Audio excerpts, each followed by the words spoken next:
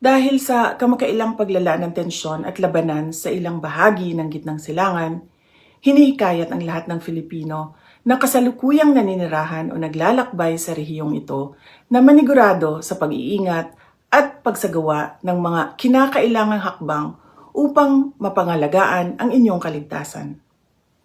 Iwasan ang mga lugar na may nagaganap na operasyong militar o malaking pagtitipon ng publiko. Mahigpit na subaybayan ang mga opisyal na abiso at paalala mula sa mga lokal na otoridad ng bansang inyong kinaroroonan at ng kanilang Ministry of Foreign Affairs. Maging mapagmatyag sa mga balita mula sa mapagkakatiwalaang organisasyon ng media. Panatilihin ang regular na komunikasyon sa inyong pamilya, mga mahal sa buhay, at mga pinagkakatiwalaang kaibigan tungkol sa inyong kinaroroonan at kalagayan.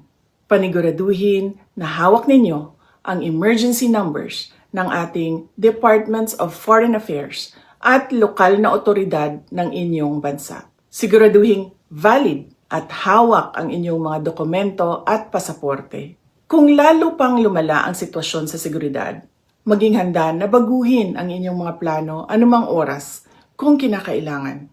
Gayon din, kung kinakailangan, ay lumapit sa ating mga embassy upang mabigyan ng tamang payo sa pinakaligtas na paraan sa pag-uwi ng Pilipinas.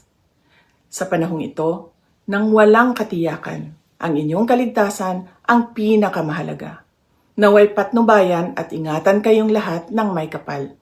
At ipagdasal natin ang kapayapaan, pagkakaisa at kaligtasan ng lahat ng tao sa Middle East. Shukran.